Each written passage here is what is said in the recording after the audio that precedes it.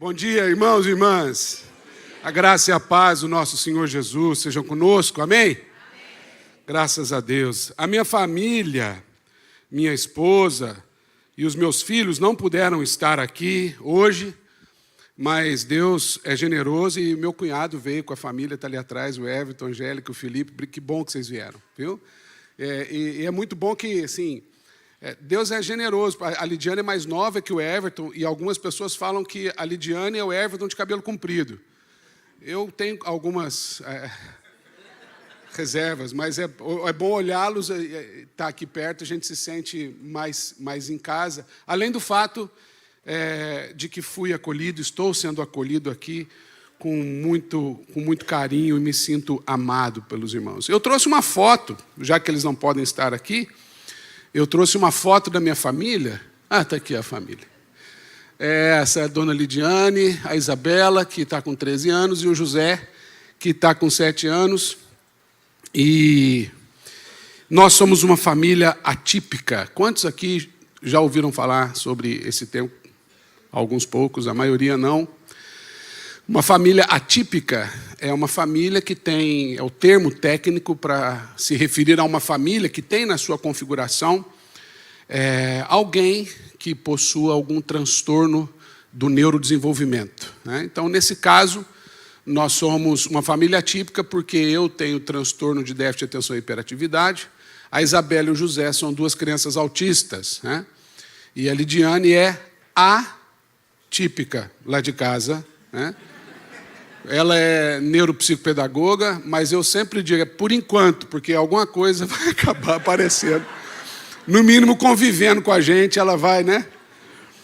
Graças a Deus por isso. Então, irmãos, se você pudesse lembrar, ore por nós. Deus tem um amigo querido que canta uma canção que diz que toda dor é por enquanto.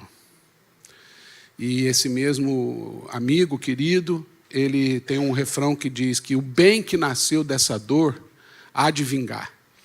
E isso tem ressignificado a nossa trajetória, sobretudo por conta do Evangelho. Sabe por quê, gente? A gente, historicamente falando, a gente tem uma mania, eu não sei se eu posso dizer uma mania, JR, mas a gente tem um mau hábito de achar que evangelizar é trazer as pessoas para a nossa igreja. Sabe? Quando a gente fala de Jesus para alguém, a gente está falando, na maioria das vezes, o assunto é religião. O que é uma desonestidade enorme com o Evangelho. O Evangelho de Jesus não tem a ver com proselitismo religioso, com mudança de religião. Nós não evangelizamos as pessoas para que elas possam vir para a nossa igreja.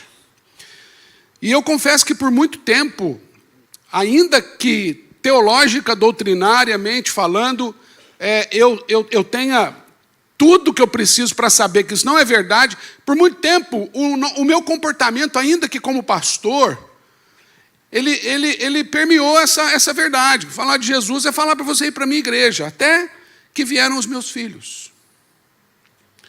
E quando a gente tem filhos, algumas coisas acontecem na nossa vida, porque a gente tem que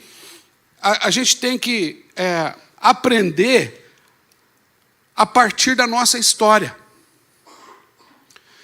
Teve alguns momentos na minha vida que eu tive que ligar para o meu pai, por exemplo, principalmente quando veio o José, porque uma coisa é você ser pai de menina. É sempre tchuc-tchuc, né? A Isabela, até uns 3 aninhos de idade, eu olhava para ela tem uma leve paralisia facial, e então eu, desde pequenininha, eu arrumava ela, olhava para ela e falava assim, tá linda, maravilhosa. Então ela cresceu ouvindo isso, que ela é linda, maravilhosa. Agora o José chega uma hora que ele já começa a falar grosso, né, o menino. Aí eu falei, eita. Aí eu tive que sentar com meu pai e falar, como é que é esse negócio? Tive que revisitar a história, porque agora eu vou ser pai na medida que eu fui filho, né? E eu entendi que eu não estou criando filhos. A gente não cria filhos, irmãos. Eu não estou criando 2 filhos. Eu estou criando um marido, uma esposa. Eu estou criando um pai e uma mãe. Na condição de filhos. E isso é nesse desafio que eu percebi quão fundamental para a vida deles é o Evangelho. Porque o Evangelho não tem a ver com eles crescerem na igreja. O Evangelho tem a ver com que tipo de gente que essas pessoas serão.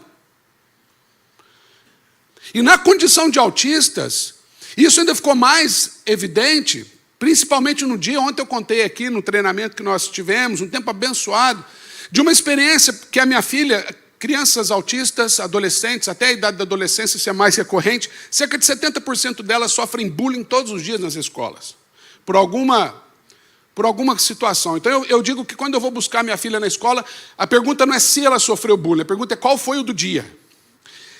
E teve um dia que eu fui buscar a Isabela na escola e ela estava assim completamente desregulada, muito nervosa. Aconteceu de fato naquele dia algo terrível. E ela entrou no carro brava, jogou a mochila, e eu achei que ela ia falar assim, eu quero ir embora dessa escola, como na maioria das vezes ela faz, quero ir embora dessa escola, quero ir embora dessa cidade, quero sumir do planeta. Por que eu sou assim? Ela começa a trazer um tanto de coisa, mas naquele dia ela chorou e parou de chorar, sozinha. E eu olhei no retrovisor e falei, está tudo bem, né? E aí, depois de alguns instantes assim, olhei que ela estava enxugando as lágrimas, foi se recompondo. Aí eu falei, filha, está tudo bem?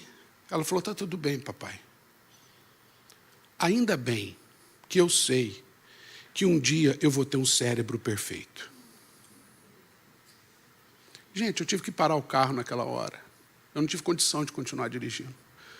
Eu entendi que é sobre isso, é sobre dar esperança. É sobre fazer do futuro uma realidade tátil, palpável. Porque Jesus falou que no mundo a gente passa por aflições, queridos. Isso é o modus vivendi do nosso dia a dia. Aflições, dores, lutas. Então, quando a gente reduz o Evangelho a um igrejismo, a um proselitismo, a gente está sendo desonesto. E nesta manhã eu queria falar um pouco sobre isso com você, sobre o Evangelho, evidentemente. Porque existe nessa caminhada nossa alguns estágios, e eu não quero, de saída eu quero falar para você que eu não quero que você pense no que eu vou falar como uma coisa em detrimento da outra. Eu quero que você pense de forma a se perceber diante dessas 3 condições. Como que está a minha vida? Quem sou eu nessa fila do pão, né? Em que estágio de maturidade espiritual eu me encontro, particularmente na minha fé. E de repente tem alguém aqui que ainda que você seja ateu, ou você que está assistindo, de alguma forma você vai se encaixar em um desses 3 perfis. Mas antes de falar desses 3 perfis, abra comigo a sua Bíblia, por favor, no Evangelho de Mateus, no capítulo 28. Eu lerei dos versículos 16 ao versículo 20. Mateus 28, eu vou ler na versão Almeida, Revista e Atualizada. O finzinho do Evangelho de Mateus, talvez você até saiba de cor e salteado esse texto. E assim diz o Santo Evangelho, e mesmo assentado como você está, mas a palavra de Deus é digna de toda reverência na sua leitura. Que Deus possa abençoar a santa palavra. Assim diz o texto, Mateus capítulo 28, os últimos versículos, 16 a 20. Seguiram os 11 discípulos para a Galileia, para o monte que Jesus lhes designara. E quando o viram, o adoraram, mas alguns duvidaram. Jesus, aproximando-se, falou-lhes dizendo, toda autoridade me foi dada no céu e na terra. E portanto, fazei discípulos de todas as nações, batizando-os em nome do Pai, do Filho e do Espírito Santo, ensinando-os a guardar todas as coisas que vos tenho ordenado. E eis que estou convosco todos os dias, até a consumação do século. Amém? Pai querido, nós precisamos de Ti. Muito mais do que nós imaginamos. E quando lemos a Tua palavra, Senhor, o que vai fazer da Tua palavra, de um livro, de um texto, uma palavra viva, é o Teu Espírito, não é o pregador. É o Senhor quem tem poder para dar vida para estas palavras, não apenas as que lemos, mas as que vamos ouvir aqui. Então suplicamos pela ação imediata, direta e poderosa do Teu Espírito, que Tu venhas falar conosco. E assim nós suplicamos em nome de Jesus. Amém. Irmãos queridos, a Bíblia Sagrada tem a narrativa de 4 evangelhos, chamados evangelhos, você sabe disso. Marcos, Mateus, Lucas e João. Ou Mateus, Marcos, Lucas e João, da forma como ela está organizada. 3 deles são chamados evangelhos sinóticos, ou seja, eles foram escritos na mesma perspectiva, não no mesmo contexto. Qual é a perspectiva de Mateus, Marcos e Lucas? A evangelização. Eles estão proclamando o evangelho. Marcos, o primeiro a escrever, provavelmente em Roma, junto com o apóstolo Pedro, proclamando a partir do universo, da cultura, do contexto romano. Mateus escreve para os judeus, evangelizando aquele povo, falando que o Messias que eles aguardavam estava entre nós, passou, viveu entre nós e era ressurreto dos mortos. Lucas, provavelmente na companhia de Paulo, em algum momento, escreve para um universo gentílico. Apresenta Jesus para uma cultura totalmente outra. E juntamente com o Evangelho, ele escreve o livro de Atos dos Apóstolos. Mais tarde a gente tem o Evangelho de João, que não é sinótico. João escreve para a igreja. João traz o Evangelho com uma densidade maior, mais teológico, mais carregado de princípios do que propriamente de histórias. O que nós lemos é o de Mateus. E o final do Evangelho de Mateus, ou o Evangelho de Mateus todo, existe uma estrutura que era muito comum na forma como era escrito o Evangelho, ou todo o texto do Antigo Testamento, basicamente todas as cartas de Paulo, que é uma estrutura chamada quiasmo. Alguém já ouviu falar nisso? Não é quiabo não, viu gente? Quiasmo. Quiasmo é uma estrutura piramidal, onde você constrói um argumento e depois você volta costurando o argumento. Então, por exemplo, a carta aos Hebreus, para você ter ideia mais clara, porque se eu for falar do Evangelho aqui, é muito complexo. A carta aos Hebreus é uma tese teológica, que quer mostrar para a gente que Jesus é o sumo sacerdote segundo a ordem de Melquisedeque. Então, o mesmo conteúdo do primeiro capítulo é igual ao do 13. O do 2, do 12, do 3, do 11, do 4, do 10, do 5, do 9, do 6, do 8 e no 7, você tem a tese. Se você olhar no capítulo 7, Jesus Cristo, sumo sacerdote, segundo a ordem de Melquisedeque. Essa era uma estrutura gramatical muito presente no Novo Testamento. E o Evangelho de Mateus não é diferente. Apesar de ser mais complexo, por isso eu dei o exemplo da carta aos Hebreus, mas o encerramento do Evangelho de Mateus está diretamente ligado à abertura. E o que nós temos na abertura do Evangelho de Mateus é a genealogia de Jesus. Mateus, a primeira coisa que Mateus faz é posicionar Jesus historicamente em relação a Abraão. Aquela história começou lá em Gênesis capítulo 12, para dizer para aquele povo que Jesus é o Messias, o descendente de Abraão. E depois, no apagar das luzes, ele costura isso, mas não agora ligando apenas a Abraão, mas agora cumprindo a promessa de fato feita a Abraão, que seria pai de muitas nações, etnias, ou seja, para além dos judeus. Porque agora a igreja começa a ganhar o seu lugar na história. Então, a Bíblia Sagrada ela tem praticamente três grandes blocos. Da criação a Abraão, de Abraão a Jesus e de Jesus até nós. Então tem princípio, promessa e o cumprimento dessa promessa na história. E eu e você estamos aqui por causa disso. Então quando nós lemos o Evangelho de Mateus, capítulo 28, de alguma forma, ainda que indiretamente falando, nós estamos falando da gente. Ele está falando da gente. Há 2000 anos atrás, ele está falando da gente. Quando a gente vai ler um episódio paralelo a esse, lá em João, capítulo 20, quando Tomé diz, olha, eu só acredito que Jesus ressuscitou mesmo se eu puder pôr as mãos nele. Aí Jesus fala assim, porque me viste e creste. Quando Jesus aparece, fala, põe aqui a tua mão, tal. E fala assim, porque me viste e creste. E ele fala da gente, diz, bem-aventurados os que não viram e creram. E note, ele diz lá no passado, sobre o que está acontecendo aqui hoje. Mas, ao mesmo tempo, queridos, a gente luta contra uma situação muito difícil, que é aquilo que Lucas disse no capítulo 1, porque Jesus aqui deixou claro sobre aquilo que a gente é e sobre o que a gente faz. Mas muitos, desde aquele tempo e até hoje, nutrem expectativas equivocadas no coração. Lucas, no 1 capítulo, diz que Jesus está ressurreto. E ele está prestes a subir aos céus. Então, alguns dos seus discípulos, guarde isso, discípulos, falaram, é agora, será esse o tempo que o Senhor vai restaurar o governo, o Senhor vai tomar o poder político de Herodes, é agora. E aí Jesus fala, mas vocês não têm competência. Vocês são os incompetentes. É lógico que Jesus não fala desse jeito, e ainda bem que eu não sou Jesus. Jesus fala assim, não vos compete conhecer tempos ou épocas que o Pai reservou pela sua exclusiva autoridade. Mas nessa mesma fala ele diz, mas recebereis, capítulo 1, versículo 8, poder ao descer sobre vós o Espírito Santo, e sereis minhas testemunhas, tanto em Jerusalém como em toda a Judéia e Samaria, até os confins da terra. Irmãos queridos, quanto nós estamos convictos dessas verdades?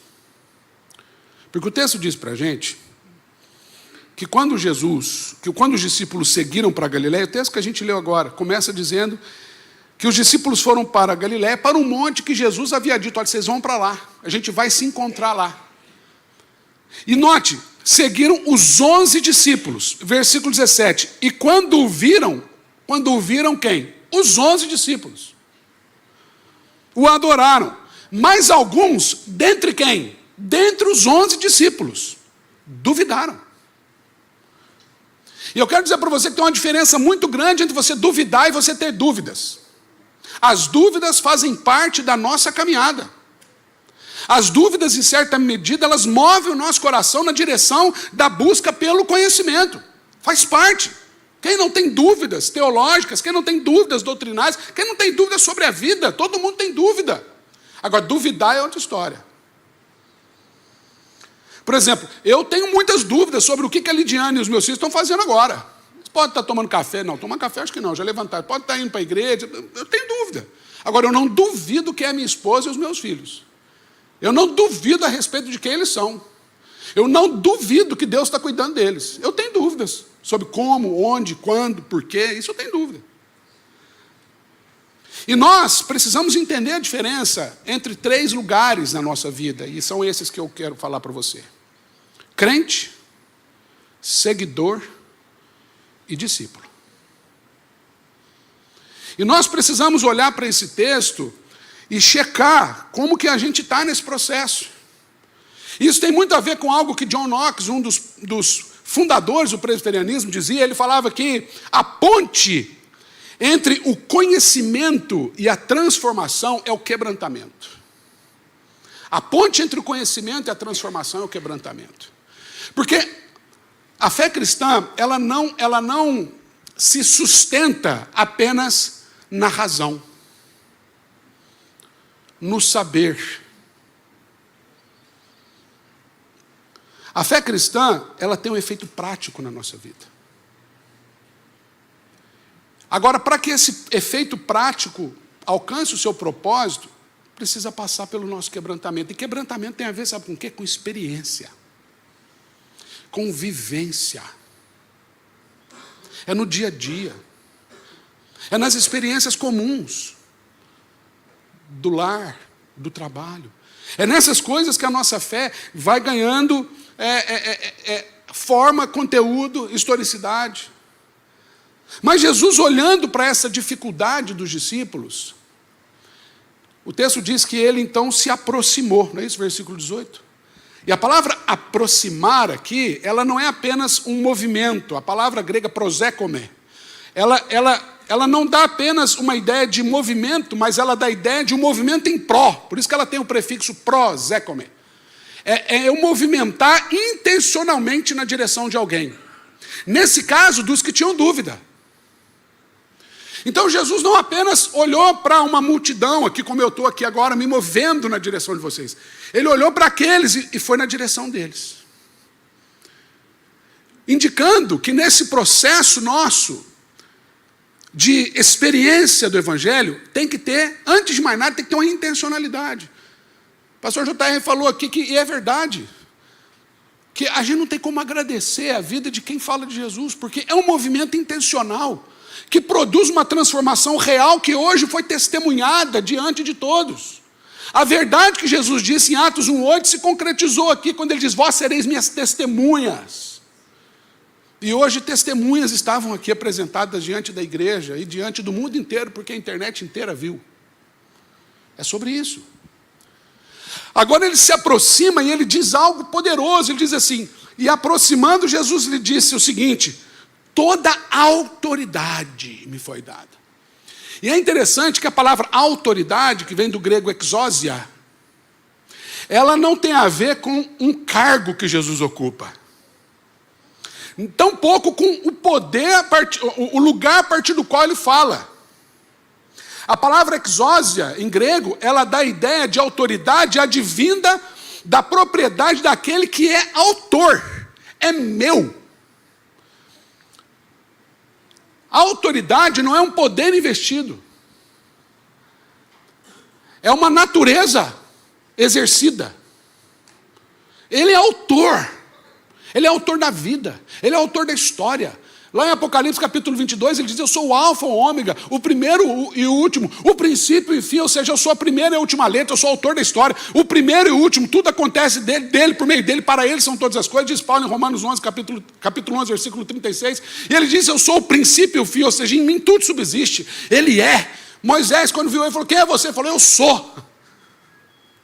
Ele é autoridade, e essa intencionalidade e autoridade é o que fundamentam o que a igreja é, o quem a igreja é. Crente, seguidor e discípulo. Quem é você? O texto vai dar algumas dicas para a gente. E a primeira delas que eu quero chamar a sua atenção é que, anote isso no seu coração, crentes. Eu estou falando crente, gente, podia falar cristão. Mas o texto leva a gente para além da questão cristão. Crente é todo aquele que acredita.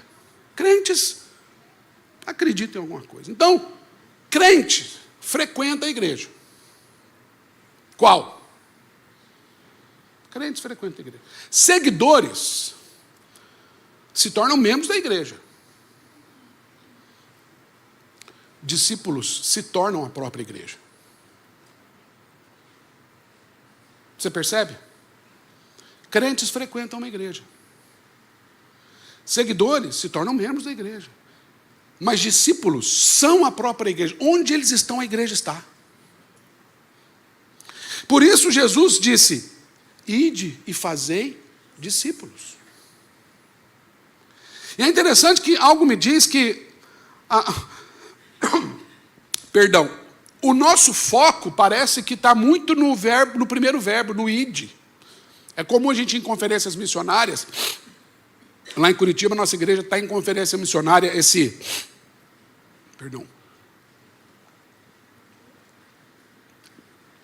em conferência missionária esse fim de semana, e é muito comum a gente ouvir aquela expressão, estamos cumprindo o ID. Né? Ir depressa, evangelizar, tem muita coisa assim. Acontece que esse não é o verbo forte da frase. Até porque essa tradução, você já ouviu isso certamente aqui, ele está num tempo verbal, no sentido original, que não aponta uma ação ordinária, mas uma ação contínua. A ideia é indo. À medida que você vai, em tudo que você faz, como você vive. E aí vem a expressão forte do texto, fazer discípulos. Então não é onde você vai, mas é como você vai. É quem é você enquanto você vai. Como o evangelho se expressa na sua vida, onde você está. Como é que alguém pode dizer quem você é? A partir da forma como você representa aquilo que você é. né? Então não é uma agenda para a igreja, discipulado. É a própria igreja, é uma condição para ser igreja. Igreja que é igreja, uma igreja, não é uma igreja que apenas forma crentes ou cristãos, tampouco apenas seguidores, é uma igreja que forma discípulos de Jesus. E nós precisamos perceber onde que nós estamos nesse estágio. Porque às vezes tem gente que está na igreja há anos, e ele continua sendo apenas um crente. Ele frequenta a igreja. Ou ele já deu eu preciso regularizar minha situação. Lá em Curitiba é muito comum, eu preciso regularizar minha situação, porque você está devendo no SPS, o que está acontecendo? Não, eu preciso me tornar membro da igreja. Rapaz, você não é membro da igreja? Pois é, eu nasci, cresci, o sujeito está com 50 anos. Aí eu digo que ele vem a uma festa, né? Aleluia, glória a Deus. Mas não para aí. Não pode parar aí. Segundo lugar, crentes admiram pessoas, seguidores inspiram pessoas, discípulos impactam a vida das pessoas. Crentes admiram. Você viu como é que o JR prega bem, como é que o pastor Luan é um pregador, reverendo Homer, então nem se fala. Os seguidores, olha, rapaz, pessoal da música lá, estou até seguindo no Instagram. Agora, discípulo é aquele que fala assim, rapaz, você não tem noção como que a minha vida está sendo transformada no meu relacionamento com fulano de tal. Eu comecei a andar com ele.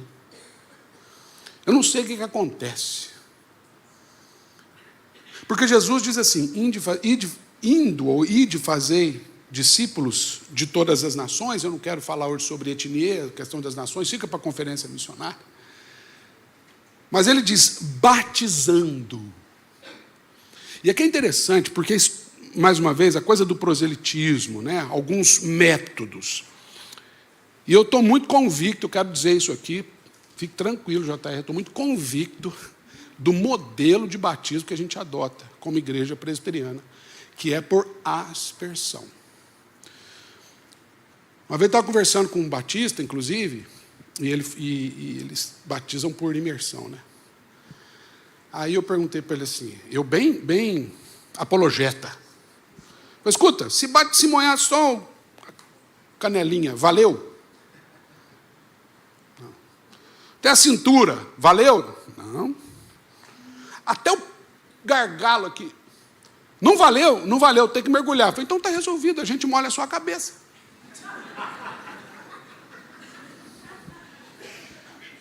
Né? Molhou a cabeça, está valendo. E a gente fica com essa discussão em torno da quantidade de água, se tem piscina, se não tem piscina. Só que batizar não tem a ver com água. É verdade que a tradução literal é mergulho profundo. Mas não é o ritual, é na vida, é na alma. Em outra passagem de Mateus, ele fala assim, a boca fala do quê? Por quê? Porque mergulhou profundamente. Então, batizar, irmãos, vai para muito além do ritual que é feito aqui. Ele diz respeito do quão profundamente nós estamos vivendo a nossa fé. Eu tenho uma gastura quando a gente fazia batismo de criança, principalmente, com os pais juntos, eu tenho uma preocupação, porque a gente tem as perguntas ali. Você crê, você reforça a fé que tem em Cristo? Creio. Você crê na Bíblia? Tá, Antigo? Creio. Você promete trazer a pessoa, os seus filhos para a igreja, para quando eles... Prometo. Aí tem uma pergunta que fala assim, você promete viver no lar, no dia a dia, essa fé que você proclama, de tal maneira que você seja a primeira referência de fé deles? Creio. É a hora que eu falo, Senhor, ajuda. Mas me ajuda, porque eu também sou pai de criança. Já parou para pensar que a primeira referência de fé dos seus filhos é você? É a forma como você está batizando eles todos os dias. Entende o que eu estou querendo dizer de batizando? Batizar tem a ver com impactar, tem a ver com o caráter da nossa fé. Não tem a ver com qual igreja nós pertencemos, mas com o que ou com quem nós nos tornamos. Em Gálatas capítulo 3, versículo 27, Paulo escreve: porque todos quantos fostes batizados em Cristo, de Cristo vos revestistes. Então tem a ver com revestimento, com empoderamento, que Jesus falou em Atos, registrado em Atos: recebereis poder. E poder, queridos, não é ficar mais forte. Dunamis, a palavra grega, é tornar possível. Tudo é possível ao que crê. O impossível aos homens é possível a Deus. Não é sobre criar uma capa, né? E virar o Chapolin Colorado da vida. Não. É sobre possibilidades que a fé genuína abre para nós. A fé tornou possível que a minha filha, que padece de um prejuízo enorme neurológico, possa ter a convicção no coração dela, de que ainda que ela viva por 100 anos, cheia de limitações neurológicas, um dia ela vai ter um cérebro perfeito, revestido de glória. Porque Jesus morreu na cruz por ela e vai dar para ela um corpo perfeito, que nada mais vai corromper. É sobre isso. Esse é o impacto. E eu tenho uma responsabilidade na vida dela enquanto pai, depois enquanto pastor. Caminhando. Queridos irmãos, crentes falam do que acreditam. Seguidores mobilizam pessoas em prol do que acreditam. Discípulos ensinam e praticam aquilo que acreditam. Crentes falam do que acreditam. Seguidores mobilizam pessoas em torno do que acreditam. Mas discípulos, eles ensinam e praticam o que acreditam. E Jesus diz: batizando em nome do Pai, do Filho e do Espírito Santo, ensinando-os a guardar. E note, não é ensinando e guardar. Aqui é uma única expressão, que dá a ideia de estabelecer uma relação pessoal com aquilo que se ensina, promovendo uma experiência transformadora a partir dessa aprendizagem. Reverendo Ronaldo Lidório chama essa equação de intervenção e refúgio. Tem um livro chamado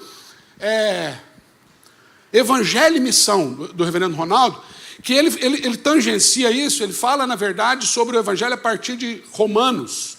Ele tem uma exposição maravilhosa de como, na carta aos Romanos, Paulo traz o Evangelho, e ele faz isso de forma teológica, profunda, mas também promovendo uma experiência pessoal com aquele que está lendo a carta, daquele que está lendo a carta, com as verdades contidas ali. E ele, então, fala nesse livro que a maior barreira para a evangelização não são os aspectos culturais, mas a falta da compreensão bíblica e teológica sobre o Evangelho.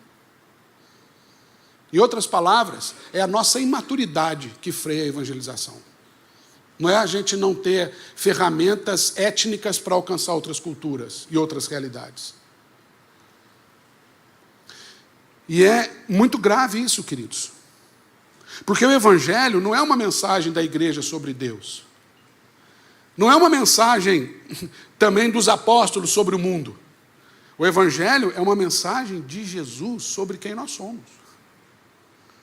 Tem a ver com a nossa identidade. Por isso nós ensinamos o que nós praticamos a partir da vida que nós vivemos.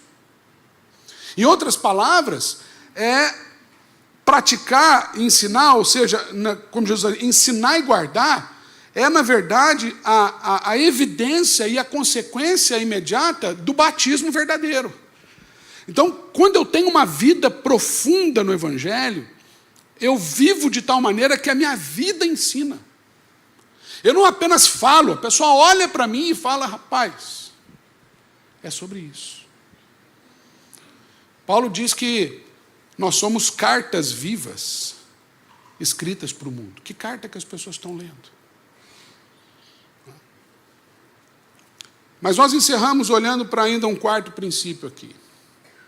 Primeiramente, crentes frequentam a igreja, seguidores se tornam membros, discípulos são a própria igreja. Segundo lugar, crentes admiram pessoas, seguidores inspiram pessoas, discípulos impactam a vida das pessoas. Terceiro lugar, crentes falam do que acreditam, seguidores mobilizam em prol do que acreditam, discípulos ensinam e praticam aquilo que acreditam. Mas em quarto lugar, crentes têm uma religião, seguidores têm uma expectativa, discípulos têm uma convicção. Jesus termina isso dizendo assim: e eis que estou convosco todos os dias, até a consumação do século. A fé não é uma crença, queridos. A fé não é uma expectativa, a fé é uma convicção. Hebreus capítulo 11, versículo 1 traduz isso. Ora, a fé é a certeza inabalável das coisas que nós esperamos e a convicção indubitável dos fatos que nós não vemos.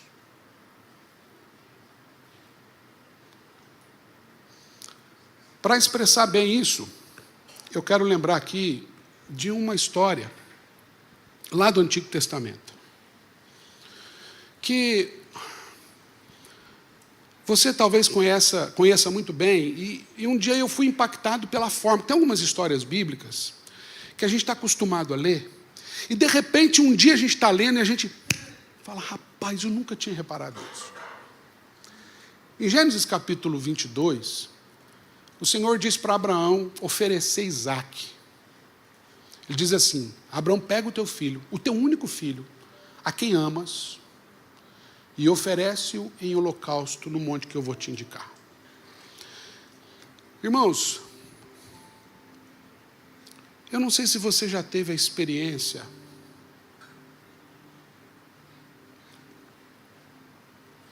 de ver o seu filho numa situação de morte. Eu tive essa experiência uma vez. O José tinha alguns meses de idade e ele caiu de cabeça da nossa cama. E ele desmaiou, ele não voltava. E a gente tentando reanimar ele, de repente ele acordou, deu um berro, começou a vomitar. E quando bate cabeça e vomita, o sinal não é bom. Irmãos, aquele dia eu fui para o hospital como se não tivesse nenhuma esquina, nenhum sinal vermelho. Eu fui louco para o sinal. Era um domingo de manhã, estava me preparando para ir para a igreja. A Isabela pequenininha, a Lidiane com o José no colo, e ela chorava, ela falava: Davi, ele está morrendo, ele está morrendo. E eu falava: Deus, não deixa isso acontecer, não deixa isso acontecer. Cheguei no hospital, quase entrei lá dentro da recepção. Pelo amor de Deus, meu filho, meu filho, meu filho, meu filho. E aí a Lidiane entrou, acho que ela nem passou pela triagem. O segurança falou: senhor, o senhor tem que tirar o carro dali, porque eu estava com o carro quase lá dentro. Eu esqueci a Isabela lá amarrada no cinto. Eu voltei, entrei no carro, parei do outro lado na rua. Quando eu fui sair do carro, lá em Curitiba tem um pessoal que fica vigiando o carro, e o segredo é você não fazer contato visual. Porque se você fizer contato visual, ele fala: está guardado, hein, tio? Está bem guardado. Então eu fui abrir a porta e eu reparei que tinha alguém ali e eu não olhei para ele. Eu saí e fui tirar a Isabela do carro, no mesmo lado, assim, lado da rua, inclusive. E eu lembro que eu falei assim: ó, agora não tem tempo e tal. Quando eu abri a porta, a Isabela estava olhando assim para aquele cara, assim, ó. Sem piscar. Eu mexia nela, e aí eu tirei ela. E quando eu estava saindo, esse cara colocou a mão assim nas minhas costas e falou assim: fica tranquilo, vai dar tudo certo. Eu falei: obrigado, obrigado. E entrei. Quando eu entrei no hospital, eu fui direto para a sala. O José estava sorrindo no colo da Lidiane. Gente, era de manhã, já tinha acordado, eu não estava dormindo. Aquilo não era um sonho. Eu olhei e falei: o que está acontecendo aqui, gente? A Lidiane falou: eu não sei. Ele estava desfalecido, e de repente ele começou a se mexer. E aí ficou até ruim na consulta, porque os dados da triagem não batiam com aquilo que a médica viu. Ela fez um raio-x e tal. Ela falou, olha, isso aí é acidente doméstico, acontece, está tudo bem. Vamos ficar em observação, vamos para casa. Quando a gente estava saindo do hospital, depois de uns 40 minutos, a Isabela parou assim na porta com as duas mãozinhas assim. E ela falou assim, papai, está tudo bem com meu irmão? Eu falei, graças a Deus, filha, está tudo bem. Aí ela falou algo que eu nunca, ao mesmo tempo eu nunca me perdoei por isso. E na mesma dimensão, eu não tenho palavras para agradecer por isso. Ela falou assim, também papai, Jesus foi lá no carro aquela hora e falou para a gente ficar bem. Eu não sei o que ela viu. Eu vi um guardador de carro. Mas aquele dia em diante eu falei, Jesus está muito mais presente na nossa vida do que a gente imagina. E eu fiquei ao mesmo tempo assim, eu não acredito que eu não vi. Se ela viu Jesus, eu não vi, porque o meu coração estava posto em Isaac. Não estava nele. E Abraão, quando ele vai subir ao monte, o versículo 5 do capítulo 22 de Gênesis diz assim, que ele olha para aquelas pessoas e fala assim, fiquem aqui, que eu e o menino vamos ao monte, e havendo adorado, voltaremos. Voltaremos quem, Abraão? Porque Deus foi claro na ordem. E quando a gente lê o restante do texto, a gente vê que Abraão foi claro na execução. Ele levantou o machado para matar o filho. E quando ele vai fazer isso, ele ouve uma voz dizendo, não faça isso, ó rapaz. Agora sei que temes a Deus. Ele olhando para o lado, ele viu um cordeiro.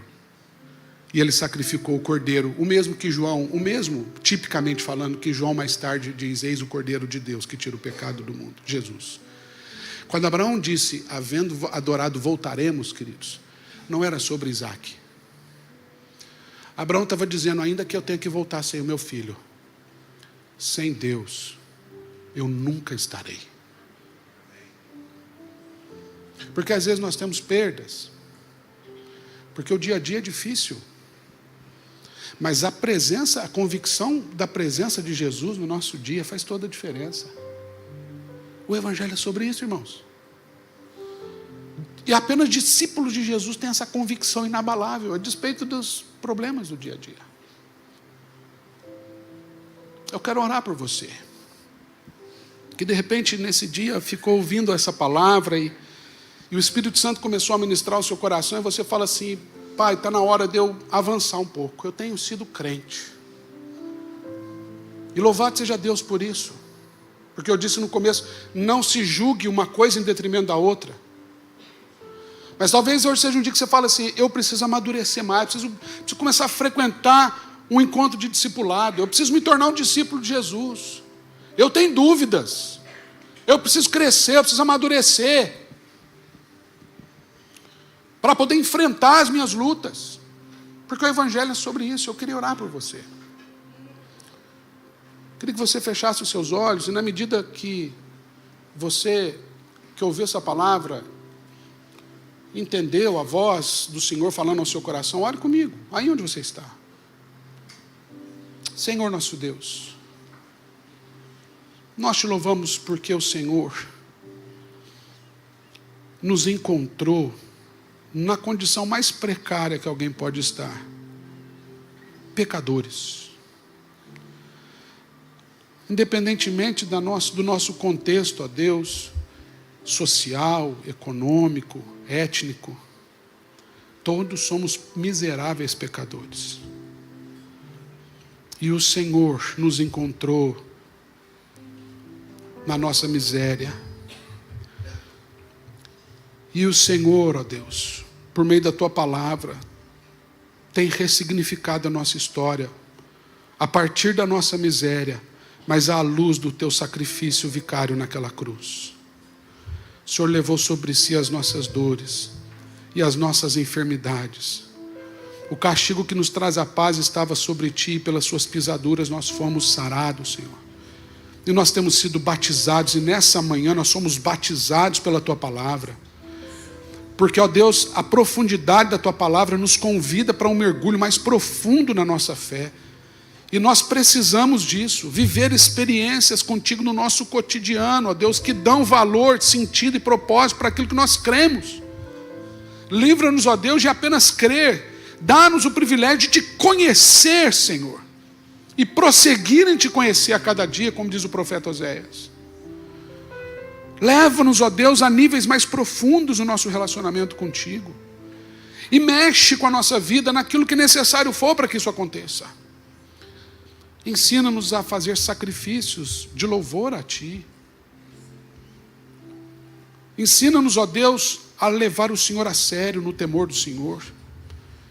Ensina-nos a andar nos Teus caminhos, Senhor. Para que o Teu nome seja exaltado. Para que a glória do Senhor seja anotada na nossa vida e a partir dela. Para que todos saibam que Tu és Deus. Hoje, sempre e sempre e sempre. Amém.